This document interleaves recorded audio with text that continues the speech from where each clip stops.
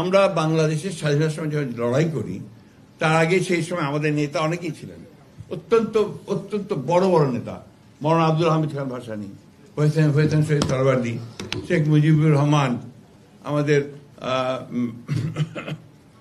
মাহবুবুল্লাহ শাহ আসেননি আজকে এখানে বোধহয়, তিনিও তখন বিরাট নেতা ছিলেন। এখানে বাদুল্লাহ বসে আছে, তারাও বড় নেতাই ছিলেন তখন। তো আমাদের এক একজনের একটা চিন্তা ছিল। সেই চিন্তাগুলো ছিল যে কেউ আমরা সমাজতন্ত্র করব, কেউ সমাজকে পাল্টে দেব, কেউ কমিউনিজম করব, কেউ ধর্মীয় ব্যবস্থাকে এখানে প্রতিষ্ঠিত করব, ইসলামকে প্রতিষ্ঠিত করব, সব মিলিয়েছিল।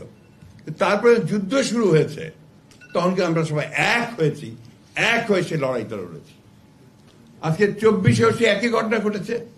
বিভিন্ন চিন্তা ভাবনা নিয়ে আমরা এসেছি। যেদিন ছাত্রদের উপরে গুলি শুরু হয়েছে তখন কিন্তু সবাই নেমে এসেছে রাস্তায়, ঠিক না? আজকে সেই একইভাবে আসুন আমরা সবাই এক হয়ে যাই।